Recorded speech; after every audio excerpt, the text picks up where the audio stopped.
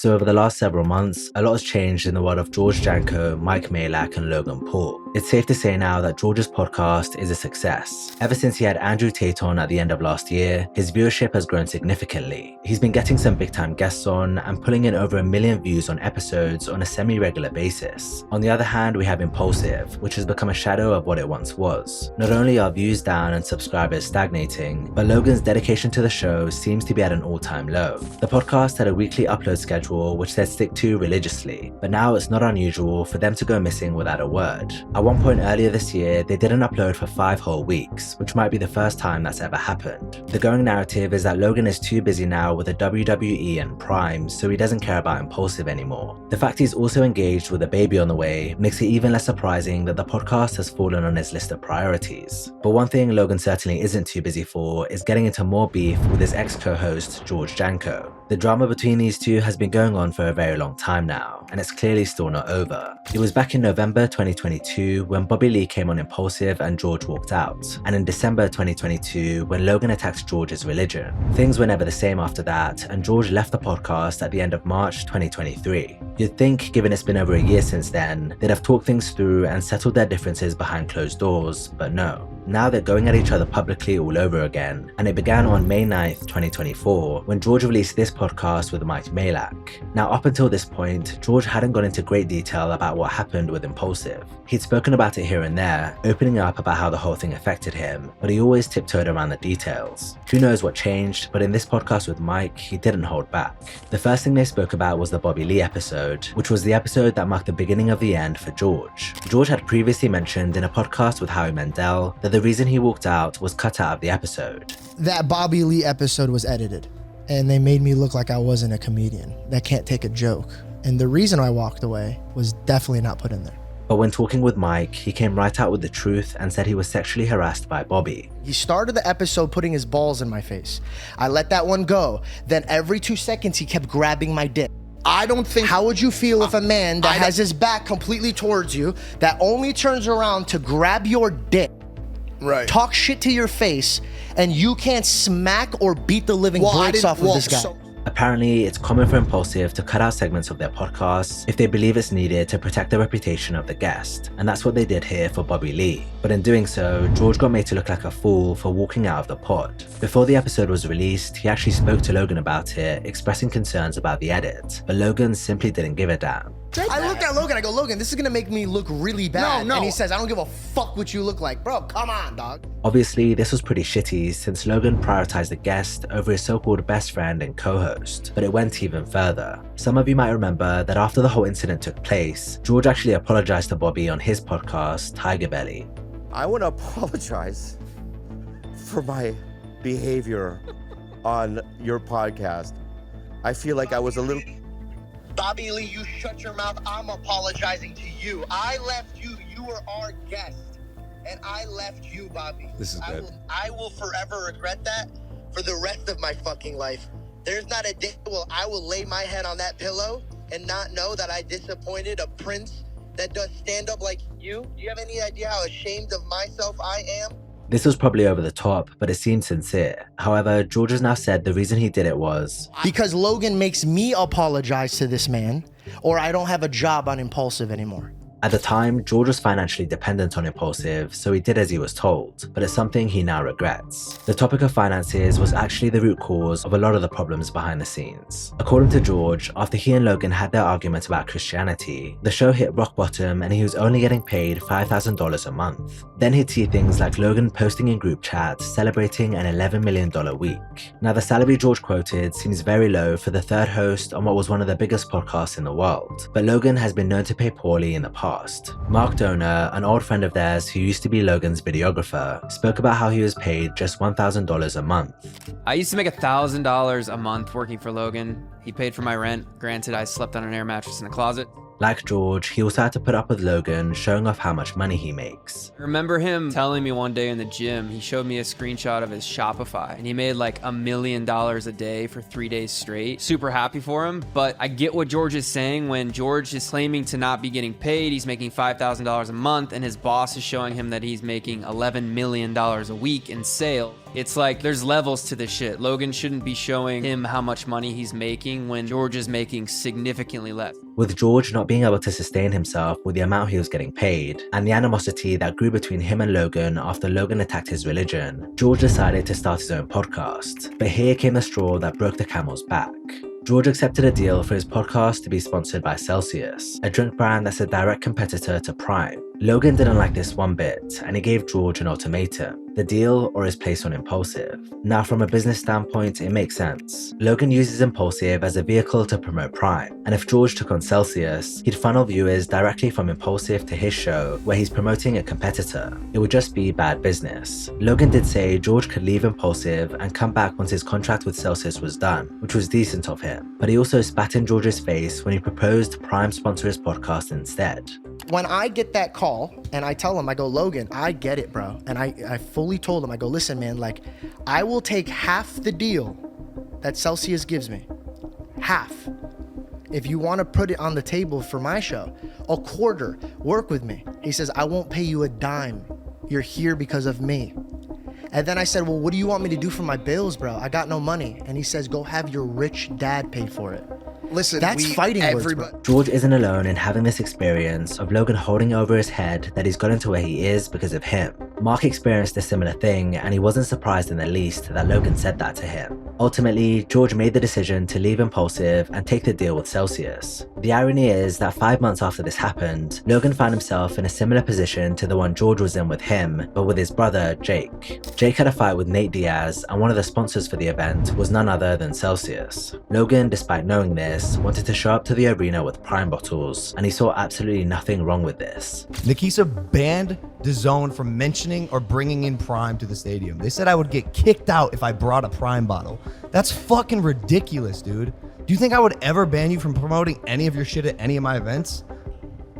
That's ridiculous. Wait, that's because of who the partner, the competing partner was Marcos for the event. Texted us 4 times with stipulations listed out, paragraphs. Yeah, get over it. Like, and meanwhile, come on, I'm your brother building a business. Oh yeah, you're my brother building a business. You love to play both sides. And you have a Prime card coming up. If you walked in with a Celsius headband to it, you probably would say that's unacceptable. I don't give a fuck.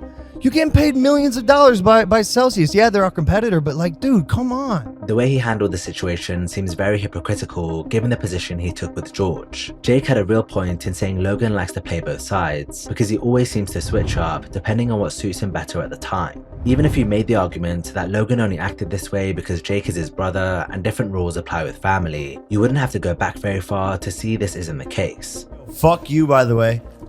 Oh my goodness. What is going on? Fuck Why? your fucking shit. Why? Why'd you blur my logo? Oh, the better logo? Fuck you. I knew you were going to ask this. You blurred his logo? Actually, no, I didn't. I figured you'd understand. You know why I blurred it. You know damn well why I blurred it. Don't give me this. Bro. You know damn well why I blurred your logo on Johnny's parachute. I don't know why. Johnny DeJulius, who's right there, base jumped yesterday before Jake's fight. His parachute, when he opened it, has a giant better logo on it. He's a better ambassador, a better athlete. BETR, Jake's gambling app. Bro, it's also a sports media company. So it doubles. It's Brother, not just sports betting. I love you to death. But I'm a Barstool Yeah, ambassador. I know. I'm a Barstool ambassador for the Barstool Sportsbook. I know. I'm just kidding. It's clear that all too often, business comes before relationships for Logan, which is a big part of the reason he and George's relationship broke down. George expected Logan to have his back with Bobby Lee and to support his decision to take the Celsius deal, but Logan did the complete opposite. With that being said, it'd be unfair to say it's all Logan's fault. The situation wouldn't have gotten as bad as it did if George had been less emotional. After Logan told him to have his rich dad pay for him, George threatened to attack him. You don't bring up somebody's father. Would you say bro. that the way that you handled it from a word standpoint was mature, acceptable? What did I say? That I beat the fucking brakes off of him? Correct. If he was in front of me, I would have swung at him. This is the big difference between George's approach to working with Logan and Mark and Mike's. The reason Mark got out of Logan's circle so long ago was because he realized that in reality, what they had wasn't friendship, it was a business relationship. I think that's the disconnect between friendship and business, and the reason that I got out. I sort of realized, like, we aren't friends. Like, I'm here to benefit your business, I'm living your life, and if I want something, like, I'm not gonna get it, you know? Like, there was never, I was afraid to ask Logan, like, hey, can you come over and and be in this video, I was afraid because I knew I don't know. Mark actually told George about this all that time ago and suggested he get out as well, but George decided to stay. Dude, like, you have to understand, like, this isn't a friendship. This is business. Like, Logan isn't our friend anymore. Like, and that's great. Logan has the dream of being like the biggest entertainer in the world. That's all he cares about. So it's like, yeah, like I said, you are a part of his life or you aren't. He's not a part of your life. And I tried to tell this to George many, many years ago when I made the realization, but George would not give up on the friendship. But obviously now, after everything that's happened, George doesn't feel the same way about Logan. In one part of the podcast he did with Mike, he tried explaining to him that if he stays in Logan's circle and continues working on Impaulsive, he won't be able to grow. But for Mike's response, it's clear he's always seen things differently to George. I already see, that's the thing, I already see it for what it is, so I don't have the same type of reaction to things happening. I don't sit there and think to myself like I'm sitting in some perfect world scenario. This is showbiz, bro. Yeah. It's a fucked up, yeah, you're right. I'm too emotional. place. I'm very emotional. No, and by the way, God bless you for it. God bless you for that emotionality.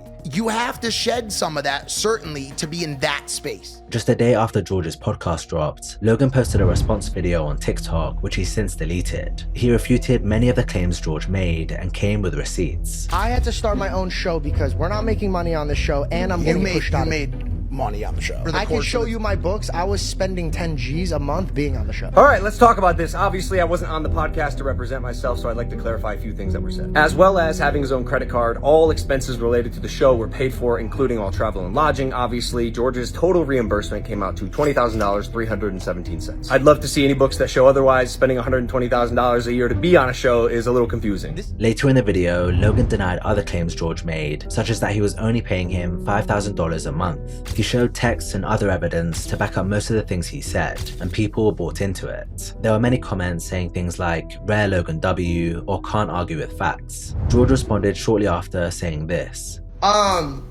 Dang. First of all, happy Mother's Day before I get into this drama, because I gotta go take my mom out. I'm having a splendid day today. Second, yo, your TikTok is cute, bro. It's cute. I get it. You're doing your best to show face. Do whatever you need, bro. Like, talk to your team.